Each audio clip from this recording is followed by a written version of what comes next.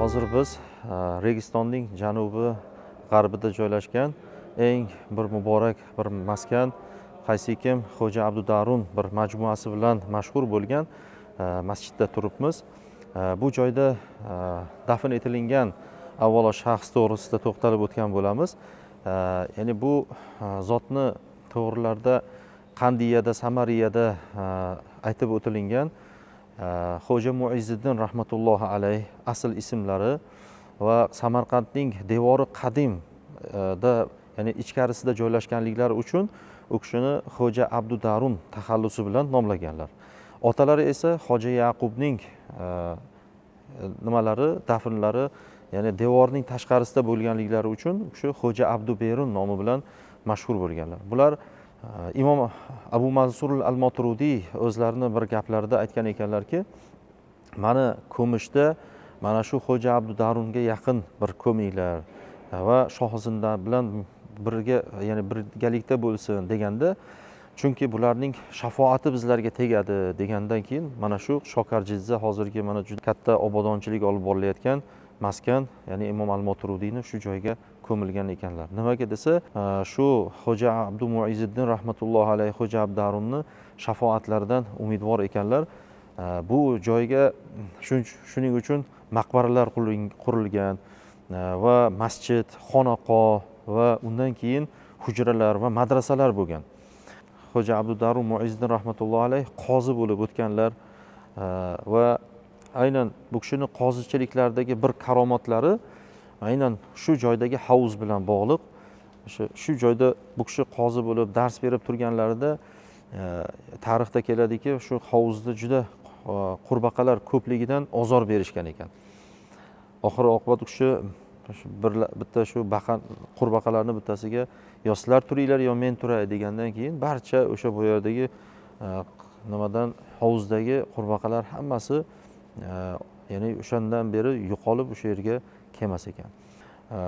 Sulton Sanjar Moziy 12-asrda nima bir maqbara qurgan bo'lsalar, u vaqt o'tishi bilan eskilanib qolgan va Ulug'bek bobo kalonimiz Ulug'bek esa 15-asr, 16-asrlarda kelib u kishi bir katta bir maqbara qurib va yonidan masjid, chillaxonalarni qo'shganlar. Endi hozirgi mana sizlar ko'rib turgan bu yangi masjid bag'riga qariyb 7,5 ming kishini sig'dira oladi. Ya'ni gumbazlari ham o'ziga yarasha mana shinamligi va ruhiyatingizga juda bir taskin bag'ishlaydigan bir masjid hozir mana shu yerda barpo qilindi. Buni albatta tahsinga sazovorligi ya'ni xalq tomonidan bir hashar bilan ya'ni tez orada mana shunday bir qad rostladi. Buni ichiga bir vaqtni o'zida qariyb mana anchagina bir odamni sig'diradi va bu joydagi peshtoqlar Registonga o'xshatilingan. Parvardigor mana shu darajada ya'ni o'zini savobli va ezgu ishlariga sabab qildi. Ko'pchilikni hissasi bor bu joyda. Shuning uchun Qur'oni Karimda ham Alloh taolo masjidni barpo qiladigan, savobli ishlarga qo'shiladiganlarni o'zi maqtab keldi. Tavba surasida marhamat qilib aytadiki, Alloh taolo albatta masjidlarni avvalo oxiratga ishongan, Allohga iymon keltirgan, oxiratga ishongan, namozni to'la to'kis o'qigan, zakotini beradigan va faqatgina o'zidan qo'rqadiganlargina obod qiladi degan. Bas ana o'shalar hidoyatdadirlar deb Alloh taolo marhamat qilyapti. Shuning uchun Alloh hammalarimizni mana shunday ezgu ishlarga mana bardavom qilsin. Barchalarimizni o'zi ya'ni o'zini baytini doim obod qiladiganlardan qilsin.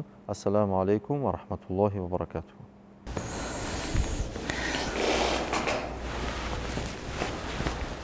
Mana bu yerda qabrlari, ya'ni Xo'ja Abdudarun Muizziddin rahmatullohi alayh, ya'ni Samarqandning o'sha vaqtda davrida mana katta qozilaridan bo'lib lavozimda ishlagan bu kishi.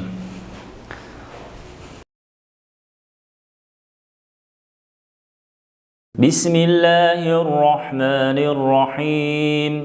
Qul huvallohu ahad. Allohus somad. لم يلد ولم يولد ولم يكن له كفوا أحد سبحان ربك رب العزة عما يصفون وسلام على المرسلين والحمد لله رب العالمين.